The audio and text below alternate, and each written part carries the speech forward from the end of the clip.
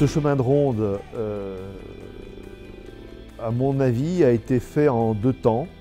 Je pense qu'au départ, il y avait d'abord la courtine, donc le mur défensif. Le chemin de ronde permet une circulation tout au long du château et grâce à des créneaux permet aux défenseurs de venir flanquer la paroi. Flanquer, ça veut dire protéger par ses armes, de façon à le défendre.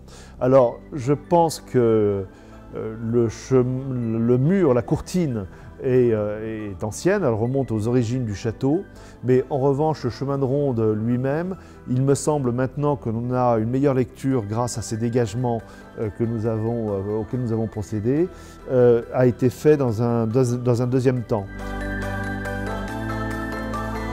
On observe sur toute la longueur du mur une différence de mortier entre la paroi elle-même et les 2 mètres qui constituent le chemin de ronde. En outre, on observe là aussi sur toute la longueur de l'édifice une différence d'aplomb entre le chemin de ronde et la paroi qui le porte, une différence de saillie d'environ 10 cm qui est le signe d'une reprise.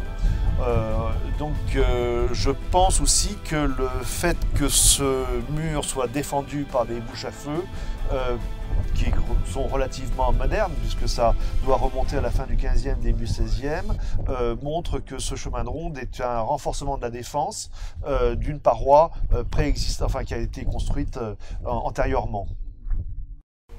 Alors le public aura bien sûr accès au chemin de ronde, ça semblait particulièrement intéressant et valorisant pour l'édifice, grâce à l'aménagement de 2 accès à chaque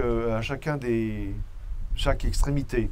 Le premier se fera par la tour qui est derrière vous, grâce à un escalier créé dans l'épaisseur du mur de courtine, parce qu'en effet, cette tour était jusqu'à présent très exposée. Il y avait des arbres qui poussaient dans ses voûtes à cause des infiltrations d'eau de pluie. Donc l'idée a été de créer une terrasse, ne serait-ce que pour la préserver et créer une véritable étanchéité. Et partant, en bordant cette terrasse, en relevant les parois périphériques d'une hauteur d'allège, c'est-à-dire de garde-corps suffisante, eh bien ça permet d'offrir au public un point de vue assez intéressant sur le paysage environnant.